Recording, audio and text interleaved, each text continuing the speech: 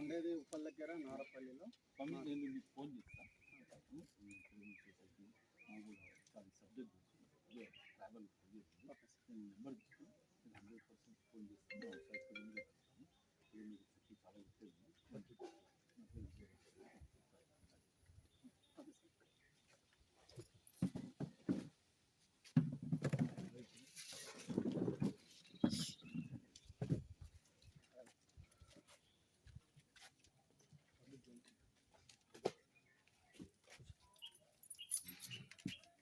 కూర్చుంటారా మీరు? ఉండండి. అయితే ఉప్పల్ దగ్గర నారపల్లిలో మా వీరాంజనేయ ఆయుర్వేద ఫార్మసీ అని టెక్నికల్ యూనిట్ ఉంది. నానా తాత అప్పటి నుంచి కూడా మాది అనువంశికంగా పరంపర వైద్యం కొనసాగుతుంది. నా దగ్గర ఇప్పుడు ఆల్బమ్ కూడా ఒకటి తీసుకొచ్చాను. దాదాపు 1000 మొక్కలను ఐడెంటిఫై చేసి అంటే ఆల్బమ్ రూపంలో అదొకటి రేర్ ప్లాంట్ కలెక్షన్ ఒకటి ఇచ్చాను. ఎక్కడైనా క్యాంపులు జరిగినప్పుడు 105 మొక్కల ఫ్లెక్సీ ఉంది, ఇంకో 100 మొక్కల ఫ్లెక్సీ ప్రదర్శన పెట్టి మొక్కల మీద అవేర్నెస్ ఇట్లాంటి ప్రోగ్రాములు చేస్తాము. రఫీయుద్దీన్ గారు పరిచయం అయిన కాడ నుంచి ఎక్కడ మొక్కల ప్రోగ్రాం జరిగినా, అప్పల్ గార్డెన్లో జరిగినా, ఎవరికైనా ఔషధ మొక్కలు కావాలన్నా నన్ను పిలుస్తుంటారు. క్యాంపులు పెడుతుంటాము, పోతుంటాము, ఇస్తుంటాము. అయితే ఇప్పుడు మీరు చేసే ఒక కార్యక్రమం గురించి మాకు చెప్పడం జరిగింది. రోజు ఒకసారి మిమ్మల్ని గుర్తు చేస్తారు. ప్రతి కాలేజీలో, స్కూళ్ళల్లో మీరు ఔషధ మొక్కలు ఇచ్చి పెంచే ప్రోగ్రాం ఒకటి పెట్టుకున్నారంట కదా, దాని గురించి మాకు కొత్తగూడెం దగ్గర ఒక ప్రోగ్రాం అయినప్పుడు కలెక్టర్ గారు నాతో ఒక 45 నిమిషాలు మాట్లాడారు. ప్రతి స్కూల్లో కనీసం ఒక 20 మొక్కల గురించి వాటి ఔషధ గుణాలు చెప్పి వాటిని పెంచే విధంగా వాళ్ళకి అవగాహన కల్పించి మొక్కలు నాటమని కూడా చెప్పారు. రమ్మన్నారు. మేము వెళ్ళలేదు ఈ మధ్యనే. ఇప్పుడు మీరు అదే ప్రోగ్రాం చేస్తున్నారు. నిజంగా చాలా చాలా మీకు ఆయుర్వేద వైద్యుల సంఘం తరఫున, వైద్యం తరఫున మీకు మాత్రం ధన్యవాదాలు తెలియజేసుకుంటున్నాము. మన చుట్టుపక్కల ఇప్పటిదిప్పుడే మేము ఇక్కడ చాలా మొక్కలు చూసాం. ఇప్పుడు ఇక్కడ పొగడ చెట్టు లాంటివి అన్ని ఔషధ మొక్కలు. ప్రకృతి భగవంతుడు ఎన్నో మొక్కలు ఇచ్చిండు, సంజీవన్ లాంటి మొక్కలు ఇచ్చిండు. అవన్నీ మనం మన చుట్టుపక్కల దొరికే మొక్కలు కూడా ఉన్నాయి, వాడుకుంటున్నాం. ఇట్లాంటి మొక్కలు ఇప్పుడు ఉదాహరణకి ఇది ఉంది, ఇది ఇన్సులిన్ ప్లాంట్ పేరు ఇన్సులిన్, మీకు అందరికీ తెలిసి ఉంటుంది. అయితే డయాబెటిక్ వచ్చిన వాళ్ళు, మధుమేహం స్టార్టింగ్ దశలో ఉన్నవాళ్ళు 200-250 ఉన్నవాళ్ళు, పెద్ద ఆకు ఇంతకన్నా కొంచెం పెద్ద ఆకు రోజు పరగడుపున పొద్దున ఈ ఆకు తింటే షుగర్ మెల్లమెల్లగా కంట్రోల్ అవుతుంది. ఆహార నియమాలు పాటించాలి, వ్యాయామం చేయాలి. ఈ ఆకు తింటున్నాం కదా అని అన్నీ అంటే జీవన విధానాన్ని పాటించకుంటే కంట్రోల్ కాదు. స్టార్టింగ్ దశలో ఇది బాగా పనిచేస్తుంది. ఇంకా మీకు చాలా అద్భుతమైన అమృతతుల్యమైన మొక్క అంటే ఇది. దాదాపు అందరికీ తిప్పతీగ అంటున్నాం. తిప్పతీగకు అమృత అనే ఒక పేరు ఉంది. దానికి స్వామీజీ మీకు తెలుసు ఎంత గొప్ప మొక్కను, సంజీవిని లాంటిది. అమృతవల్లి, అమృతలత, కైనస్కోరా కాడుపల్లి అంటాం సార్ ఇంగ్లీష్లో. అమృత సంజీవిని, మళ్ళీ సంజీవిని ప్లాంట్ ఇంకా వేరే ఉన్నాయి. గరుడ సంజీవిని పేరు కూడా సంజీవిని. దానికి వీటికి కొన్ని పేర్లు ఉన్నాయి. ఇంకొన్ని ఆకాశవల్లి, ఇంకోటి పాచితీగ అంటాం. వేరు లేకుండా దీన్ని ఒక మొక్క కట్ చేసి ఒక తీగ మీద పడిస్తే 1 year అయినా కూడా ఎండిపోదు. దారాలు వేసుకుంటూ వచ్చి మళ్ళీ పెరుగుతాయి. అట్లా ఎన్ని రకాలు చూసుకున్నాం. రామరావణ యుద్ధంలో వానరులందరూ మూర్చిపోతే దేవుణ్ణి ప్రార్థిస్తే అమృత వర్షం కురిపిస్తే ఆ డ్రాప్లో నుంచి ఈ చెట్టు పుట్టిందని శాస్త్రంలో ఇలాంటి వాళ్ళు చెప్పగా మేము విన్నాము. దీని ఆకులు కూడా మధుమేహానికి అద్భుతంగా పనిచేస్తాయి. కరోనా వచ్చినప్పుడు ఆనందయ్య గారు మంది ఇచ్చారు కదా, ఆనందయ్య గారు నేను కలిసి పనిచేస్తున్నాం గట్కేసర్లో. ఇప్పుడు కరోనా ఆనందయ్య గారు మేము కలిసి పనిచేస్తున్నాం. అమృత నిర్గుండ అనే ఒక కషాయం కూడా ఇస్తున్నాము. కలిసి మెయిన్ అన్నిట్లలో వాడేది తిప్పతీగనే. తిప్పతీగ మొక్కలు ఇంత మొక్కలు కట్ చేసి వారం రోజులకు సరిపడా షుగర్ పేషెంట్లకు ఇస్తే దాదాపు ఒక 80% కంట్రోల్ అవుతుంది. ఇన్సులిన్ స్టేజ్లో ఉన్న వాళ్ళు కాకుండా దీని దొడ్డు తీగని తీసుకొని ఇంత పొడుగు మందని తీసుకొని నలగొట్టుకొని పొద్దున కషాయం చేసుకొని అందులో అవసరమైతే కొంచెం కృష్ణ తులసి, మిరియాలు కూడా వేసుకొని ఇట్లాంటివి వాడినట్టయితే షుగర్ కంట్రోల్ అవుతుంది.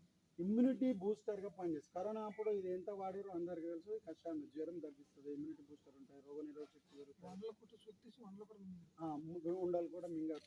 దీంట్లో సత్తు వెళ్తుందండి. ఇంకా మెయిన్ ఏంటంటే తిప్ప సత్తు ఉంటుంది సార్ దీంట్లో.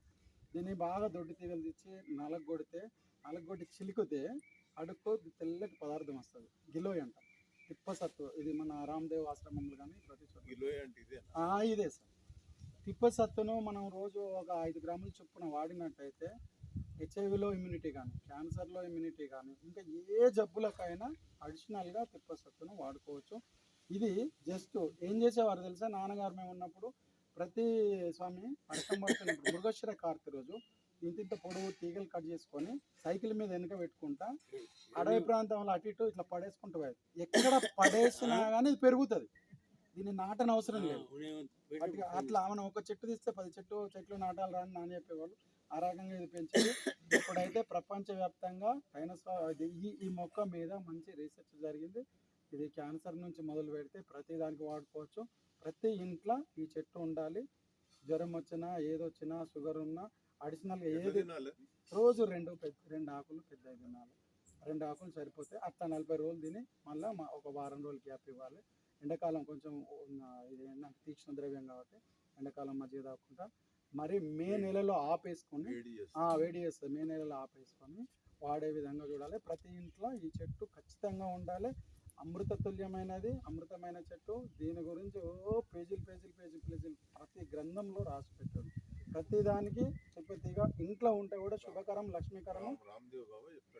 అవును, రాముని మేము అక్కడ హరిద్వార్లో కూడా మేము పోయి ఒక క్యాంపు పెట్టినాం 105 మొక్కలది. ఆచార్య బాలకృష్ణ అని ఉంటారు సార్, ఆయనకు ఎక్కువ తెలుసు మొక్కల గురించి.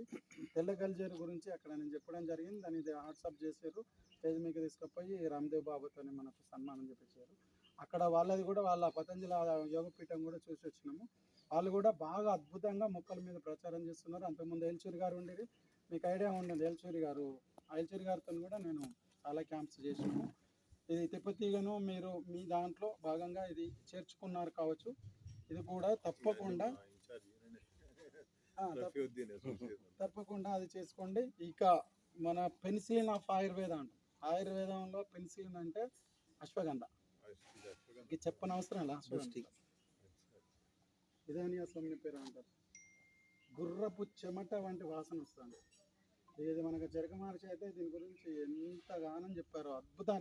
గుర్రపు వంటి శక్తి అంటే ఇలా పేరు లేని వ్యాధికి పెన్నేరు మందు అని వస్తుంది. పెన్నేరు గడ్డలు అంటారు, ఇంకొక పేరు ఉంది పెన్నేరు. అశ్వగంధ, దీని దుంపలు వస్తాయి. దుంపల్ని స్వదేశీ ఆవు పాల ఆవిరి మీద ఉడికించి ఎండబెట్టి పౌడర్ చేసి మళ్ళీ ఆవు నేతితో తీసుకున్నట్లయితే ఒక 40 రోజులు ఇంకా అనంతమైన శక్తి ఉంటుంది. దీనిలో యాంటీ ఆక్సిడెంట్ ఉంటాయి, యాంటీ స్టెరాయిడ్స్ ఉంటాయి, ఆల్కలాయిడ్స్ ఉంటాయి. ప్రపంచవ్యాప్తంగా దీని ఔషధ గుణాల మీద రీసెర్చ్, పాపులర్ మెడిసిన్, క్యాప్సూల్ చేస్తున్నారు, హల్వాలు చేస్తున్నారు, లేయాలు చేస్తున్నారు. ఇది దాదాపు లేదు చెట్లు బయట మనము రైతులు పెంచుతున్నారు కానీ మందులు వేస్తున్నారు, యూరియా వేస్తున్నారు, దాంట్లో ఔషధ గుణాలు తగ్గిపోతాయి. వైల్డ్గా ఇట్లాంటి అడవి ప్రాంతంలో ఇలాంటి మొక్కలు పెంచి వాటి నుంచి ఔషధాలు తీస్తే ఎక్కువ పని చేస్తాయి. హైబ్రిడ్గా డెవలప్ చేసిన మొక్కలకు ఔషధ గుణాలు తక్కువ ఉంటాయి, అది అందరికీ తెలుసు.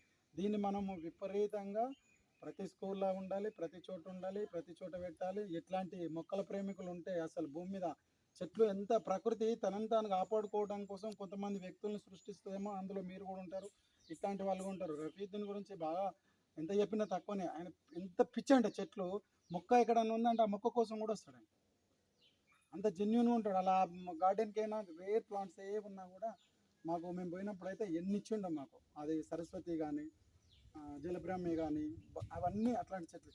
మీరు ఇచ్చే చెట్లలో ఇది కూడా ఉంది కావచ్చు, అశ్వగంధ ఉంది కదా.